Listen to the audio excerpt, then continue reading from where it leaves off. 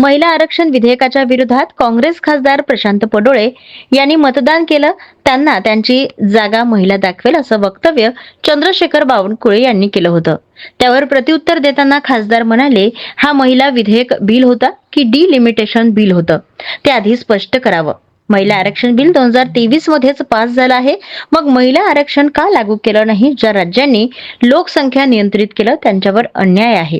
हा बिल म्हणजे उत्तर भारतीय व दक्षिण भारतीय राज्यात वाद लावण्याचं काम करणार होतं आणि 350 जागा वाढवून सामान्य जनतेच्या खिशाला कात्री लावण्याचं काम ही सरकार करत होती.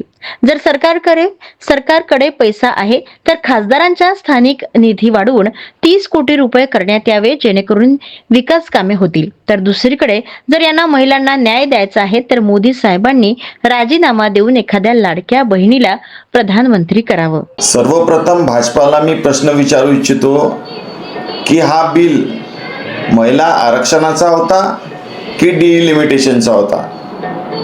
महिला आरक्षण बिल 2023 मध्येच राज्यसभेत आणि लोकसभेमध्ये पास झाला आहे. यांनी आतापर्यंत हा बिल लागू का बरं नाही केला, माझ्यांना स्पष्ट प्रश्न आहे. दुसरं, हा बिल फक्त पॉप्युलेशन वाढवा म्हणून हा असा बिल आहे. कारण की ज्या राज्यांनी पॉप्युलेशन कंट्रोल केला त्याच्यावर हा अन्याय आहे. उत्तर भारतीय आणि दक्षिण भारतीयामध्ये वाद डिवाइड करण्याचं काम हे सरकार करत आहे. पूर्ण राजनीती हे उत्तर भारतामध्ये नेण्याचं काम हे सरकार करत आहे.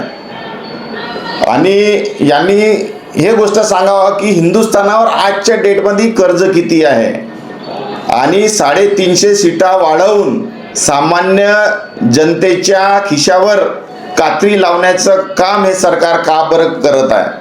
आणि यांच्याकडे समजा पैसे आहेत तर खासदाराच्या स्थानिक निधी वाढवून 30 करोड रुपये करण्यात यावा, जेणेकरून डेव्हलपमेंटचे कामं होतील.